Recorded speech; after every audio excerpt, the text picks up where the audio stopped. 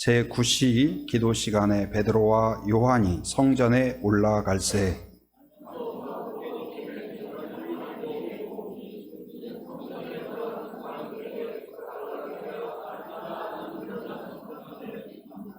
그가 베드로와 요한이 성전에 들어가려 함을 보고 구걸하거늘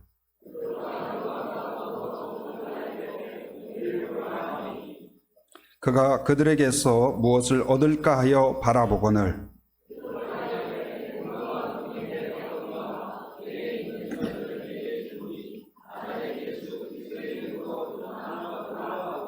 오른손을 잡아 일으키니 발과 발목이 곧 힘을 얻고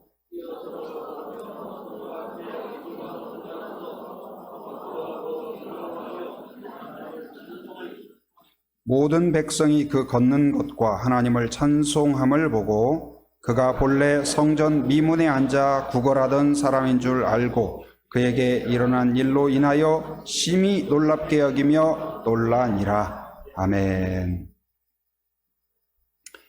오늘은 손을 잡으라 이런 제목으로 같이 말씀을 나누도록 하겠습니다. 한번 따라서 합니다. 손을 잡으라. 손을 잡으라. 그 덴마크 사상가인 키에로 케고르가 쓴 책 중에 죽음에 이르는 병 이런 책이 있습니다.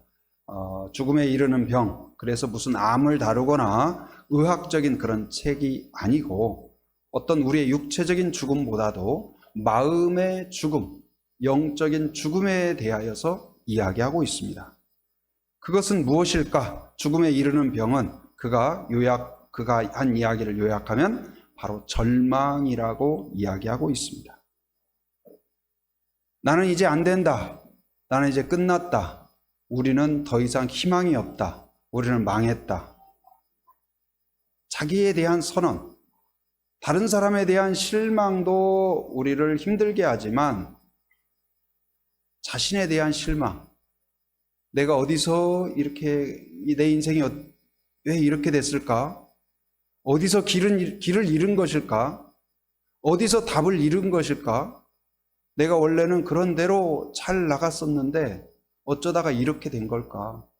하면서 자기 스스로에 대해서 절망하고 좌절하고 포기하고 그런 어떤 절망의 늪에 빠지게 되면 늪이라는 게 그렇잖아요.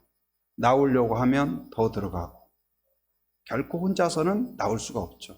작은 웅덩이라면 옆에 있는 사람이 구출해 줄 수가 있습니다. 그러나 이 절망의 늪은 작은 웅덩이가 아니라 태평양보다도 더 깊은 심해 가운데 우리를 던져 놓아요.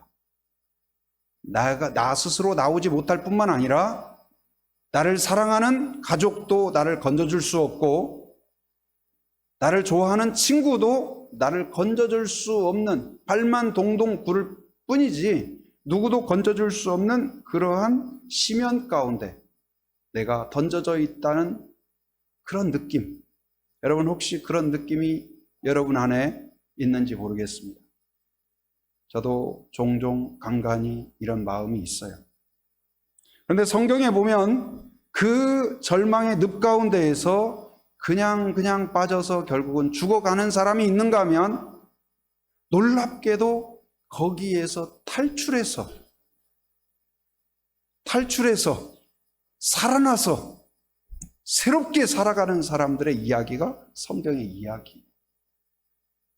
예수님의 제자들이 있죠. 그 중에 가룟 유다가 있습니다. 여러분 가룟 유다 같은 삶을 살고 싶지 않죠. 예수님을 팔았다. 그런데 다른 제자들도 못지 않습니다. 예수님을 배신하지 않은 제자가 있나요? 한 사람도 없어요. 다 배신했고 다 도망쳤고 이 가룟 유다나 베드로나 쌤입니다. 별반 다를 게 없어요. 그런데 가룟 유다도 원래 그러려고 했던 건 아니겠죠. 자기 인생을 그렇게 끝내고 싶은 사람이 누가 있겠어요. 그런데 어떻게 하다 보니까 내가 예수님을 팔아버렸고 나중에 내 손에 은전 20개가 있는데 이게 뭐야? 내가 무슨 일을 저지른 거야? 이걸 어떻게 해? 하고는 결국은 자기 스스로 생을 마감하는 그 절망 가운데에서 나는 아무것도 아니구나, 내 인생은 끝났구나 하면서 생을 놓아버린 가룟 유다가 있는가 하면, 베드로와 다른 제자들도 배신하고 싶었던 사람이 누가 있겠어요? 보란듯이 멋지게 하나님 앞에, 사람들 앞에 충성되고 그렇게 살고 싶었죠. 그런데 어느 날 보니까 내가 예수님을 배신했고 예수님을 부인하는 그러한 베드로가 돼 있는 거예요. 내가 볼까? 사실 베드로는 예수님 만나기 전에 가만히 생각해 보면 굉장히 잘 나가던 사람이었어요. 잘 나가던 사람. 예수님 나이로 볼 때 베드로가 30도 안 돼가지고 이 성공을 한 사람이에요. 고기잡이 어부에 있어서는 아주 탁월한 사람이었고 그 지역에서는 명성이 있는 사람이었어요. 이미 자기 배도 가졌고, 그러니까 배 한 척에 요즘 시세로 보면 몇 억씩 할 거예요. 한 4억, 5억 되지 않을까 싶습니다. 그 정도 배를 가졌고 사업체도 꾸린 거예요. 직원들도 있어요. 다른 어부들도 있고. 그러니까 대단하지 않아요? 자기 집도 갖췄어요. 우리 입장으로 보면 아파트도 하나, 새로운 아파트를 구입했어요. 결혼도 했고 자녀도 있고, 와, 모든 사람이 부러워할 정도로 대단히 잘 나가는 사람이었어요.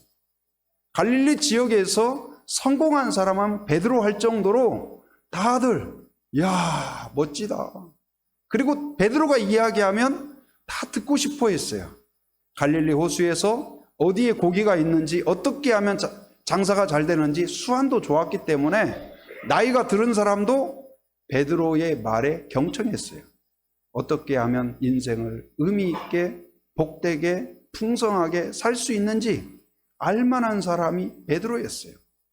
또 더더욱 그런데 어느 날 특별한 아주 대단한 사람으로 보이는 예수님이 자기를 택하는 거예요. 와, 그렇지. 내가 택함 받을 만하지. 얼마나 자부심이 뿜뿜하겠어요. 그래서 때때로 예수님이 이해가 안 됐지만 조금 있으면 아마 어마어마한 성공이 나를 기다리고 있을 거다. 그래서 참을 수가 있는 거예요. 참았어요. 견뎠어요. 아직 이해가 안 되더라도. 그런데 내 사업체도 놓고 배도 놓고 다 다른 걸 포기하고 새로운 길 예수님을 따라갔는데 3년 만에 그 회사가 쫄딱 망해버린 거예요. CEO인 예수님은 억울하게 잡혀가서 돌아가셔버리고, 그 공동체는 뭘 해야 될지 이제 완전히 멘붕 상태에 빠져버린 거예요. 그리고 자기 자신은 사람들에게, 우리에게는 꿈이 있죠. 금이환양의 꿈이 있잖아요.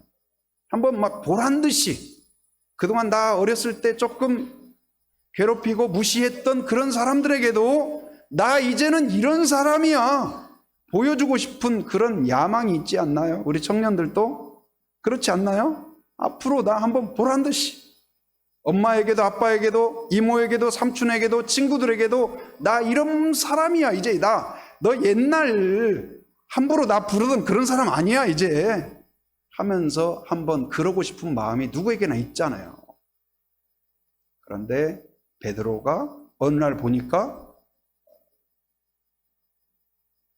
자기가 따르던 모든 것이 무너져 버렸고, 자기는 세상에 그렇게 용감하고 대담하고, 자기 스스로도, 다른 사람도 그렇게 인정했고 자기 스스로도 용감하고 대담하고 사람들을 이끄는 사람이라고 생각했는데 예수님을 부인하고 3번이나 부인하고, 예수님이 잡혀가 있을 때 나가지도 못하는 겁쟁이라는 사실이 자기 스스로 너무나 수치스러운, 어쩌다가 내가 이렇게 됐지? 내 인생은 왜 어디에서 꼬인 걸까? 뭐가 문제였을까? 완전히 길이 딱 무너져 버린 것처럼 자신은 배신자가 되었고 그 수치심과 죄책감과 모든 것이 자기를 억눌렀어요. 나는 이제 끝났다. 나는 망했다. 금이 환향이고 뭐고 아무것도 생각할 수 없는,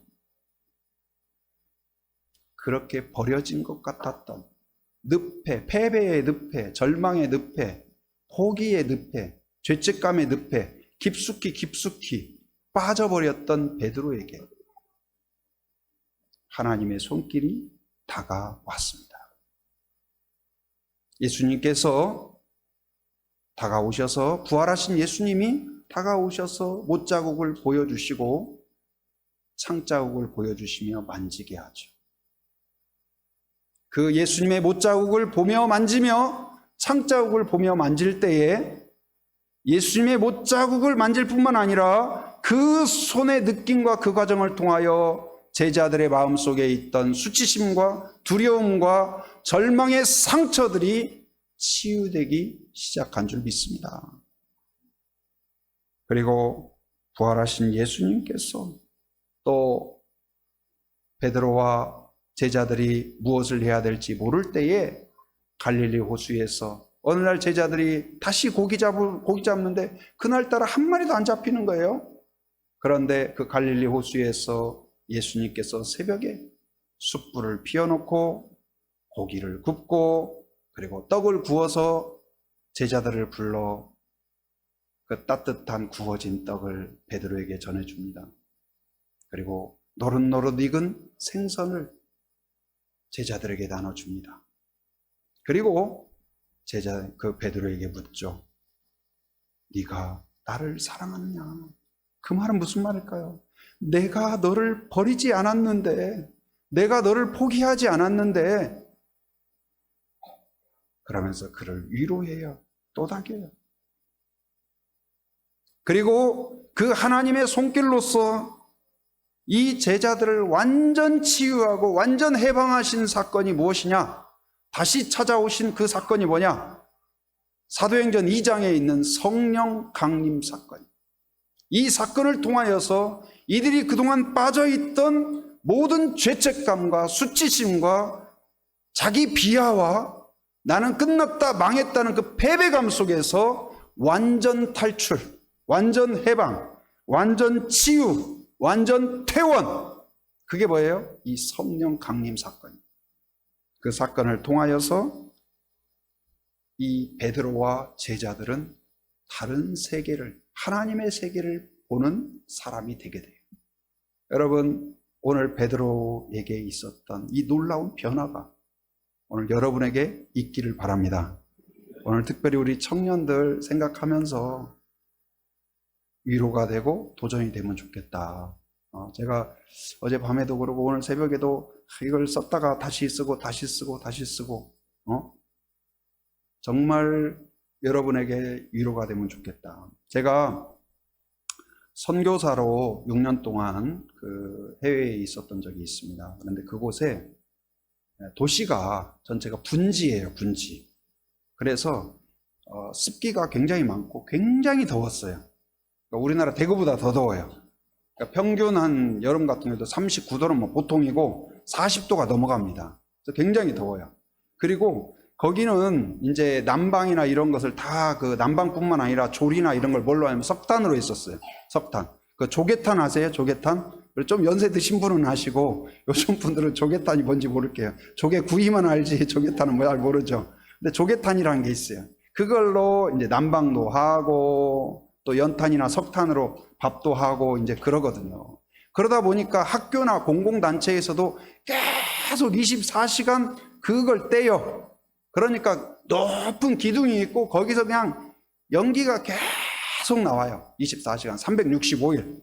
그리고 집집마다 그걸 이제 석탄을 떼기 때문에 연기가 자욱해요. 그래가지고 이런 쾌청한 날을 본 것이 1년에 하루 이틀 보면 많이 봐요. 진짜 쾌청한 날이 없어요. 항상 뭐 그렇다고 우리 뭐 가을 하늘에 구름 떠 있는 것처럼 예쁜 구름 떠 있는 것도 아니에요. 그냥 우중충하고 마치 그 연기 구름이 소뚜껑처럼 딱 도시를 덮고 있는 것처럼. 그래서 원래 그런 줄 알았어요. 도시는 그런 줄 알고. 그래서 항상 그 석탄 떼는 냄새 때문에 머리가 멍하고 약간 몽롱하고 머리 아프고 그래요. 냄새도 별로 안 좋고. 그래서 항상 뭐 그런가 보다 하고 살았어요. 그런데 그 도시에 이제 한국에 나왔다가 들어간다든지 다른 데 갔다가 들어간다든지 보통은 밤에 들어가니까 잘 몰랐어요. 근데 어느 날 아침에 거기서 출발할 때가 있었어요. 아침에 이제 비행기를 타고 나갈 때가 있었는데 그날도 여전히 공항도 우중충하고 다 똑같았어요. 근데 비행기를 타고 쫙 상승하죠.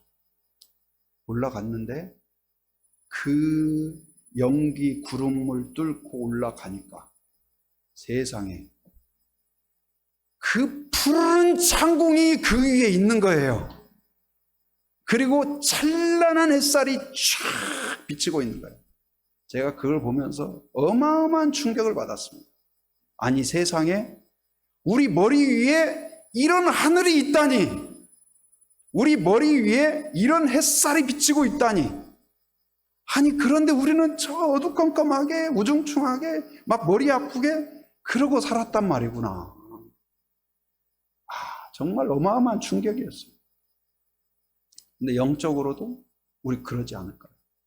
답답하고 죽을 것 같고 암담하고 앞이 안 보이고 20대들 여러분들 나 끝났다고 생각하고 내가 그래도 어렸을 때는 잘 나갔는데 베드로처럼 총망받았는데 우리 집에서도 기대주였는데 자부심이었고 기대였는데 나는 어디서 꼬인 걸까? 여러분 그런 생각 들 때가 있죠. 나는 왜 이렇게 되어버렸을까? 오늘 베드로처럼 어느 날 갑자기 정신 차려보니까 배신자가 되었고 망해버렸고 죄책감과 수치심으로 완전히 그렇게 떨어져 버려요. 그런데 그때에 하나님의 손이 우리를 향하여 다가오셨다는 사실이에요. 그 하나님의 손을 생각할 때, 오늘 베드로를 생각할 때 우리가 좀 구체적으로 생각하면 첫 번째는 어떠냐?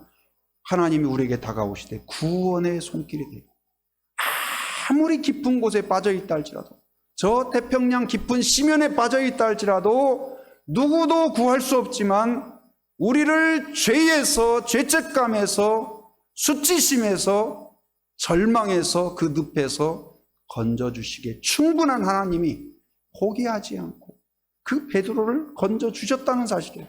오늘 여러분들을 포기하지 않고 아무리 깊은 절망에 빠져있다 할지라도 건져주신다는 사실을 기억하기 바랍니다. 그리고 두 번째는 정결하게 하는 손이에요. 이 손이라는 것은 대단해요. 다른 사람을 지적하고 비난할 수도 있어요. 조롱할 수도 있어요.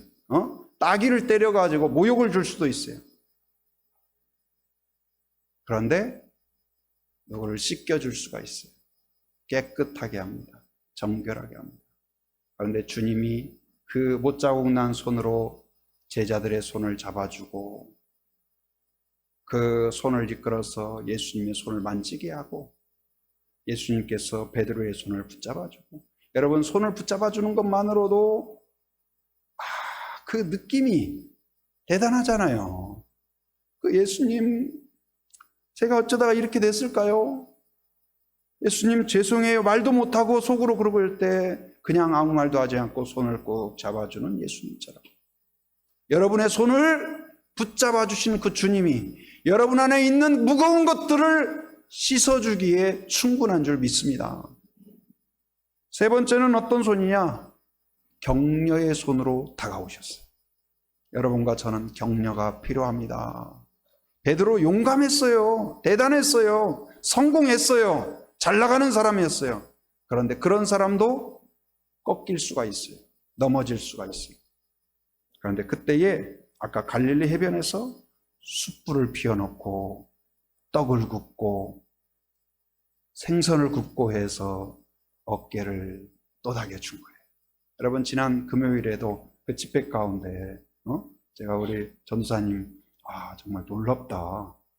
세계적인 강사구나. 그런 생각을 굉장히 그 집회 은혜 받았어요. 근데 그 순서 중에 이렇게 또 저를 황성은 목사님을 위해서 축복하겠습니다. 가운데로 나오라는 거예요. 그래서 딱 섰어요. 그래서 손을 얹어서 우리 기도하자. 그러니까 어떤 분들은 이제 좀 어색하기도 하고 또 어떻게 목사님한테 이렇게 손을 얹냐 해가지고 멀리서 이렇게 탁 하고 장풍을 쏘듯이 기도의 장풍을 쏘면서 한 분도 있지만 저에게 다가와서 어깨에 손을 얹고 기도해주고 축복해주고 그러셨죠. 여러분, 그런데 우리의 손에 능력이 있는 건 아니지만 그 손을 얹을 때에 무한한 하나님의 위로가 저에게 왔고 격려가 있었어요. 저도 개인적으로 제가 2016년 12월 달에 우리 제주한빛교회 부임을 했습니다. 그때만 해도 우리 교회가 존폐 위기였죠. 그런데 제 마음 가운데 하나님이 저를 우리 제주로 그리고 제주한빛교회로 보내주셨다는 그런 마음을 주셨기에 너무나 감사했어요. 그리고 제 마음 가운데 어찌됐든 3년 안에 이 교회가 흔들리지 않도록 기초가 세워지게 하여 주시옵소서. 그런데 3년이면 이제 2017년, 18년, 19년이거든요. 근데 3년에 진짜 은혜를 주셨어요. 그래가지고 2019년 말에 우리 한 주일 예배에 거의 100명, 평균 100명 정도 되는 정도니까 대단했죠. 그리고 또 2019년 말에 CGN TV에서 고향교회 패밀리라는 그 프로그램 마지막 종영 방송을 우리 교회를 찍었어요. 그래서 우리 막 사기가 막 그래가지고 분위기 좋고 그랬거든요.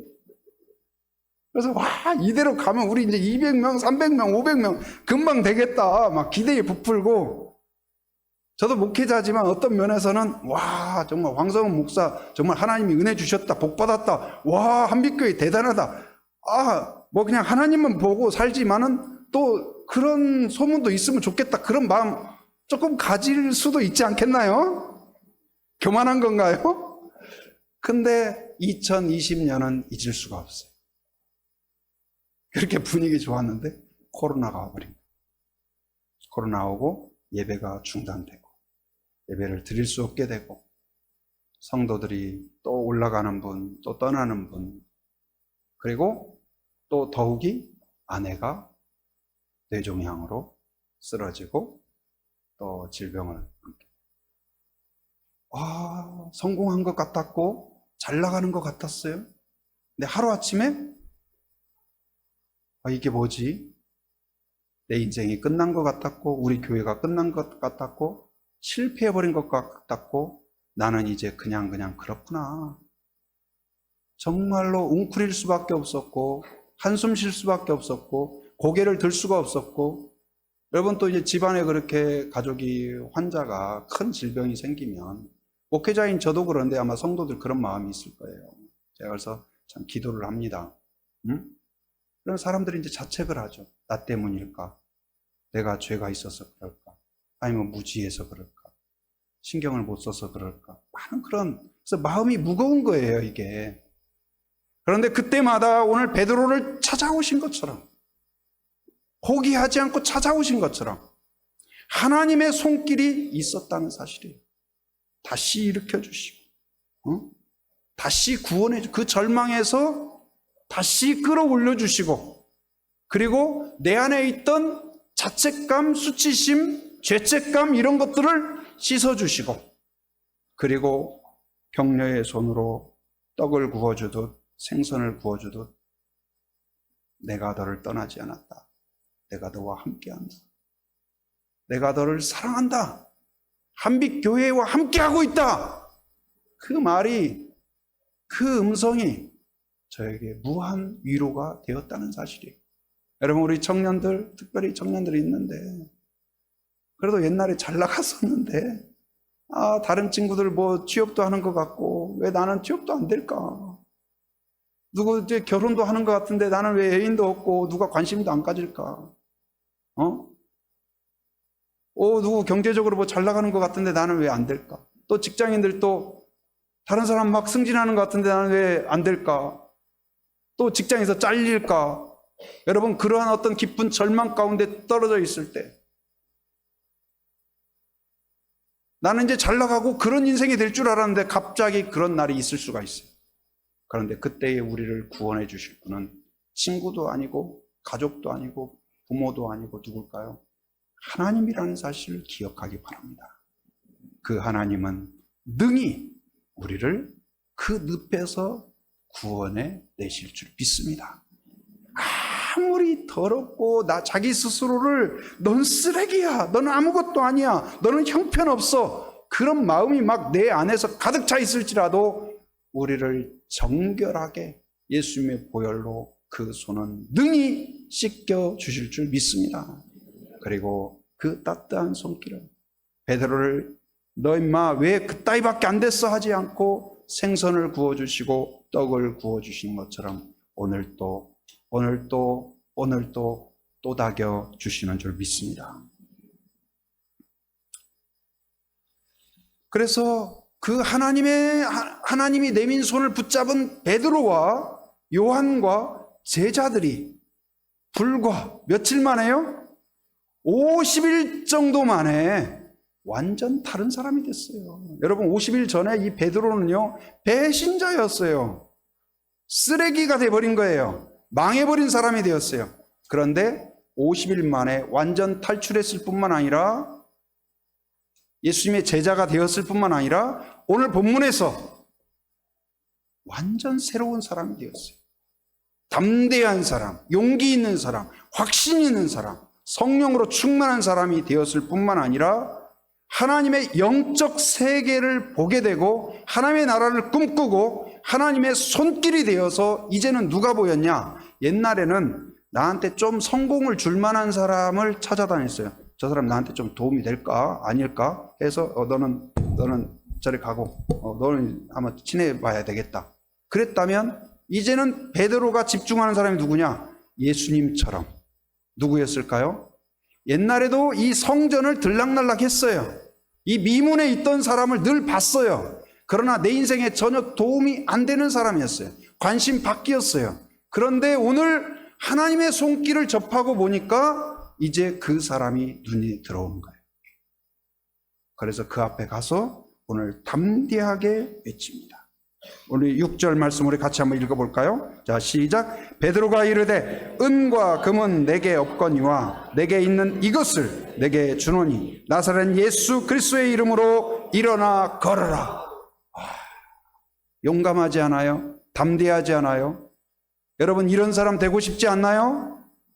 이런 믿음으로 새로운 세계로, 하나님의 세계로, 하나님의 능력의 세계로, 은혜의 세계로, 치유의 세계로 늘 보았던 그 답답한 연기 구름 가운데 살던 우리가 아니라 그 위에 찬란한 햇살이 있다는, 하나님의 계획과 은혜와 능력이 있다는 것을 보면서 담대하게 선포한 거예요.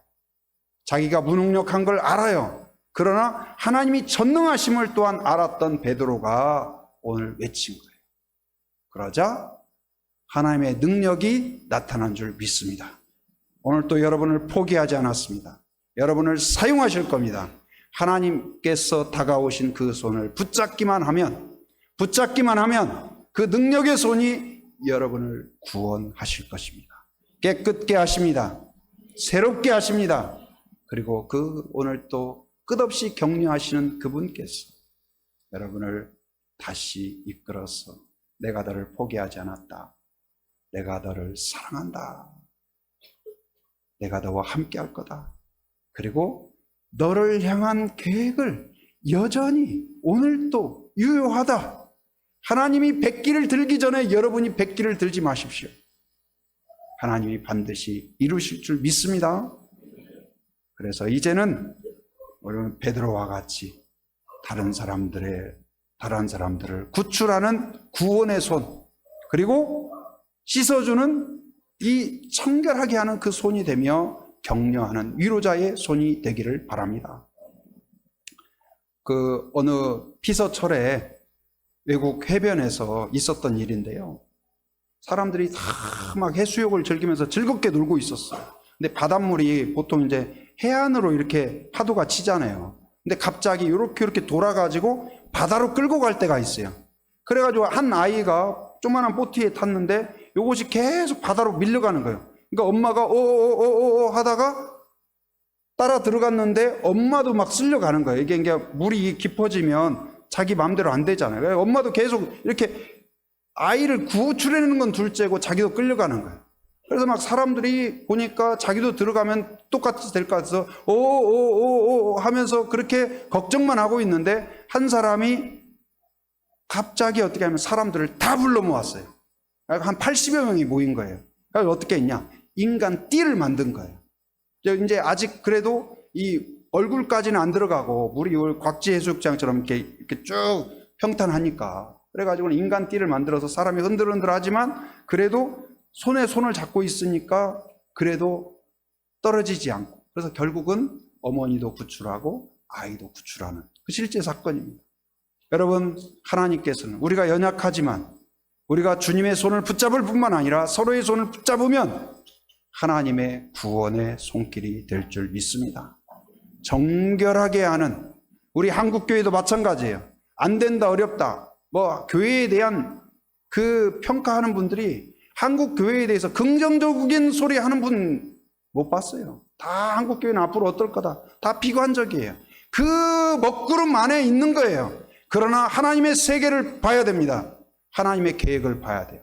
하나님이 한국교회를 포기하지 않았다. 사용하신다. 그 믿음으로 다시 하나님의 손을 붙잡고 한 손으로는 그 성전 미문에 있는 사람, 절망 가운데 있는 사람, 수치심에 있는 사람, 답이 없는 사람을 붙잡아주는 하나님의 통로가 되기를 주님의 이름으로 축원합니다. 이 시간 같이 기도하도록 하겠습니다. 잠시 기도합니다. 여러분 가슴에 손을 얹고 베드로에게 다가오셨던 주님, 그 죄책감에서 그 늪에서 구원해 주신 주님, 나를 씻어 주시옵소서. 나를 구출하여 주옵소서. 여러분을 억누르고 있는 그것에서 주님만이 나를 구출하실 줄 믿습니다. 그리고 내 안에 있는 수치심, 죄책감, 모든 무지함 나를 정결케 하여 주시옵소서. 그리고 하나님의 위로가 필요합니다. 용기가 필요합니다. 다시 한번 은혜를 주시옵소서. 여러분 다시 한번 잠깐 기도합니다. 같이 기도합니다. 같이 이 시간